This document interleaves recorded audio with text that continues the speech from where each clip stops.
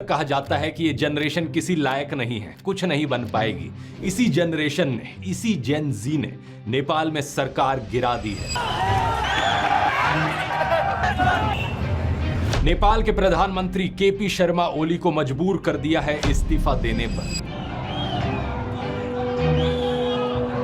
अब वो अलग बात है कि ये प्रोटेस्ट इस हद तक पहुंच गए हैं कि प्रधानमंत्री के घर पर भी आग लगा दी गई है। पार्लियामेंट भी आग की लपटों में घिर चुका है। फाइनेंस मिनिस्टर को तो सड़कों पर निकालकर जूतों से मारा गया प्रोटेस्टर्स के द्वारा। और इसी सब में एक अनफॉर्चुनेट डेथ हुई पूर्व प्रधानमंत्री की वाइफ की, जब उनके घर पर आग लगाई गई। तो ऐसे में सवाल ये उठता है कि आखिर क्या कारण है इस सब गुस्से के पीछे? क्या सिर्फ सोशल मीडिया बैन करने की वजह से हमें ये सब देखने को मिल रहा है?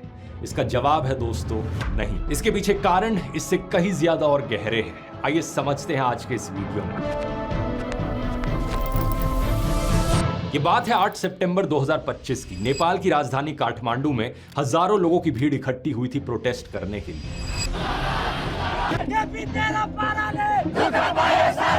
इनमें से ज्यादातर लोग 20-25 साल के नौजवान थे, जिन्हें जेन जी कहा जाता है। किसी ने स्कूल की यूनिफॉर्म पहनी हुई थी तो किसी ने कॉलेज की। इस प्रोटेस्ट को हामी नेपाल नाम के एक एनजीओ ने ऑर्गेनाइज किया था और प्रोटेस्टर्स काठमांडू के बीच मौजूद एक सिंबॉलिक मॉन्यूमेंट माइती घर मंडल से पार्लियामेंट की तरफ मार्च कर रहे थे। ये मार्च लगभग पूरी तरीके से नॉन वायलेंट और पीसफुल था, लेकिन सरकार के द्वारा पुलिस को तैनात किया जाता है प्रोटेस्टर्स को रोकने के लिए, और police water cannon, tear gas और रबर बुलेट्स इस्तेमाल करना शुरू कर देती है।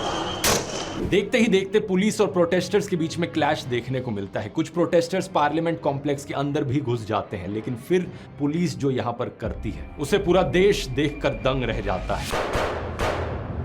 पुलिस ओपन फायर कर देती है प्रोटेस्टर्स पर, सीधा लाइव बुलेट्स से कम 19 प्रोटेस्टर्स यहां पर मारे जाते हैं। 400 से ज्यादा लोग घायल हो जाते हैं। ये कोई रबर बुलेट्स नहीं थी, बल्कि एक्चुअल बुलेट्स थी। मरने वालों में से एक 12 साल का बच्चा भी था। जाहिर सी बात है, इस तरीके की तानाशाही देखकर कोई भी चुप नहीं बैठना चाहेगा। जैसे ही ये खबर फैलती है जनता में, और लोग सड़कों पर आ जाते हैं प्रोटेस्ट करने के लिए। प्रोटेस्टर्स की संख्या बड़ी तेजी से बढ़ जाती है। पूरी की पूरी सड़क लोगों से घिर जाती है। सरकार कंट्रोल बनाए रखने के लिए दोपहर के 3:30 बजे कर्फ्यू लगाने की कोशिश करती है, लेकिन फिर भी कुछ नहीं होता। प्रोटेस्ट और बढ़ते जाते हैं। काठमांडू के अलावा पोखरा, बुटवल, भरतपुर और दमक जैसे शहरों में भी प्रोटेस्ट होने लगते हैं।